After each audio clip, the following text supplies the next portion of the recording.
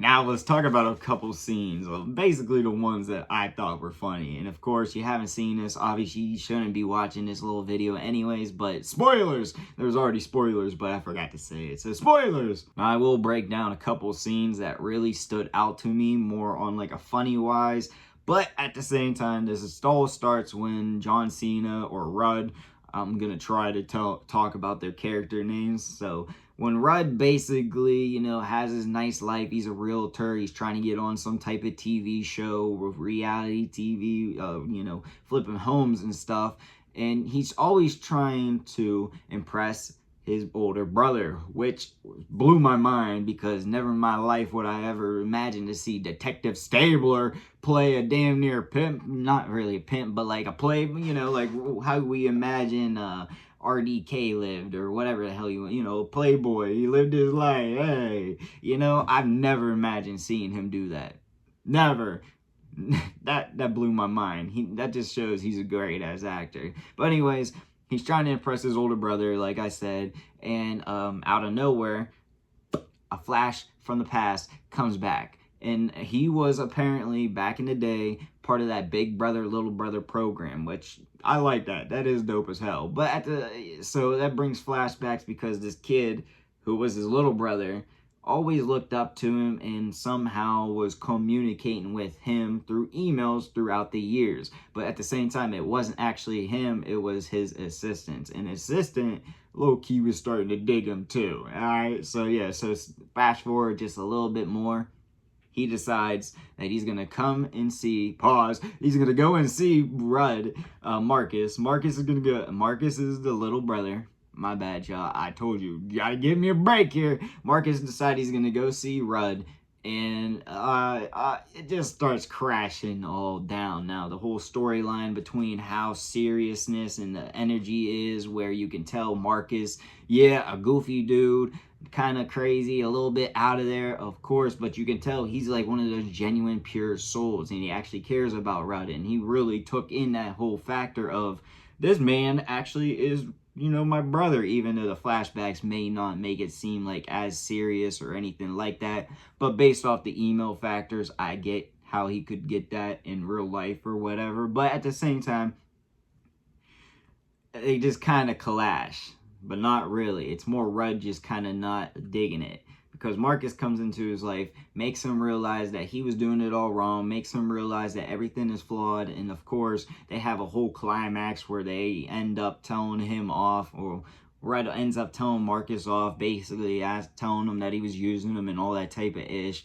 And, obviously, the dramatic climax for the fall. But then, Rudd finds out what the hell he was actually going through his whole entire life, and how just emailing Rudd, even though it wasn't him, saved his life damn near and gave him something to look forward to. And, it just made Rudd eventually actually become a human. Like, if you ever, like the Grinch, his heart grew that day. Like, that's literally what happened. And, of course, they come back together, and it's a happy ending. Now, there's a lot more to it than I just explained there, and I recommend it because the storyline itself molded perfectly together.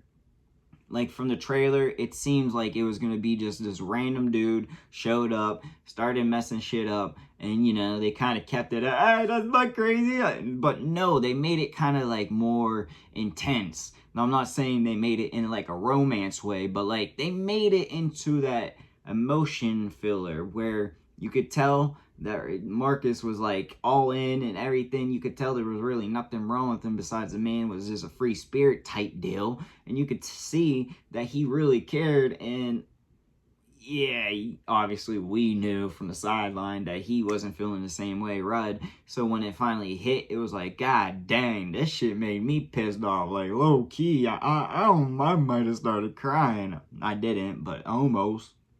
Not really, but like it did make me emotional. Like, I started feeling shit that I didn't want to feel at that moment. And in general, it did its thing amazingly based off that factor. It made it a real intense story. It made it feel like a real life story. Maybe not like fully real life, but real life-ish. And in general, I think it did its job perfectly. Especially when you look at the trailer. The trailer made it seem like it was going to be something where it could just be completely corny, not really have no emotions, have no real storyline to it. But there were, you know, little bit parts where it was like, I don't believe that would have been necessary. Yeah, I get it. You're throwing it in there for a little gag. But as a dramedy, even though I don't think this is a dramedy, but they made it into a dramedy, and I like that aspect, okay? Alright, just real quick, y'all gonna have to bear with me. I might just be a little bit rusty when it comes to when it comes to making these whole reviews. Alright, I've loved doing them, but this one, I haven't done them in a minute, so, you know, the vibe hasn't really been there. I've just been enjoying what I've been watching, but of course, I've been reacting to a lot more trailers, so it's kind of giving me the itch to actually start talking about them. And also, this one isn't going to be as proper as my other ones have been, where, you know, I actually have a script. This one's more just going to be going free off the head, and honestly, I just really felt it because this movie alone blew my expectations, and honestly, it was really perfect. Like, everything that it could have been in the bad ways, it blew that shit out of the way. It said, hell no, we ain't doing this. This ain't no amateur shit. We making this a great comedy movie. Now, I'm not gonna say it was like one of my favorites of all time, but like one of the best genres that I've seen being released, at least on Netflix or in general, at least this year as I'm talking. I can't cap, you know, a lot of craziness is coming out, so maybe my opinion will change, but right now, this blew my expectations, and this definitely is something that I would watch again, and again, and honestly, the actors did their thing. Oh my god, there this really good. The actors, they did their thing. The story, did they sing, and in general, I'm fully impressed. So of course, I'm gonna break down a little bit of what happened in this, my opinions on it, and honestly, there was no really like flaws. Yeah, I'll be honest with y'all, like, it was a 10 out of 10 movie and the whole like thing in my mind, but at the same time, let me just go into this instead of rambling in the intro. So yeah, my bad. Obviously, I just saw this, so it's fresh off the dome. I'm hype. Everything about it, the scenes, it had so many funny scenes. Honestly, this was a perfect comedy movie. But before we actually get into it, it is, of course, all love and no hate. And also, I usually wait till the end, but let me know what y'all thought about this movie, okay? I want to know other people's opinions. I might be overhyping it, but for me personally, that shit was funny. Now, this might be one of the wildest scenes, and honestly, I gotta phrase this the correct way. But basically, Marcus is staying at Rudd's house, of course. He catches him in the middle of a with tree, you know, okay? But it gets even funnier because it's with his nurse that was recovering, you know, helping him feel better or whatever at the hospital after his wreck. And her guy. Now, the guy wasn't really involved. He said, I like to watch and record. Like that, but it makes it even funnier because the dude is like damn near 6 feet tall, maybe not that damn tall, but he's tall, and he's, you know, like one of them, man, he look like one of them real men. So yeah, the factor that he said that shit and is acting that way, it's wild on that. But then it gets even crazier. When he's saying bye to them both, they're going outside, saying goodbye. Him and the girl start going at it. Again. On Rudd's Porsche. Okay? He's going on it. And then all you see is the boyfriend recording it, all smiling like this. And they're complaining because they're like, he's doing it outside. The neighbors can see everything. And fast forward to the neighbors, they are watching this shit. Because honestly, if you heard that going on outside, I'm gonna peek. I ain't gonna be like watching like, ha or anything weird like that. I'm gonna look outside to figure out, is there some malicious shit, or is this kids being kids, or I don't know, you know, whatever. But in general, they start looking out the window, and of course, it's an old couple. But the funnier part to me is all you hear in the background is the car moving, the noises, of course, and he goes, that's a weak stroke.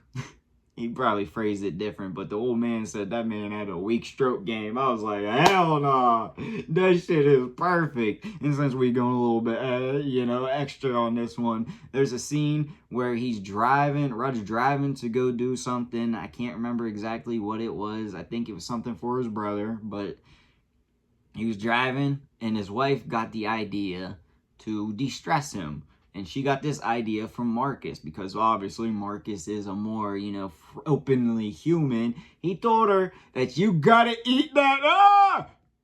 And I shit you not, she literally threw this man, took his shit off, threw this man out the window, and started munching away.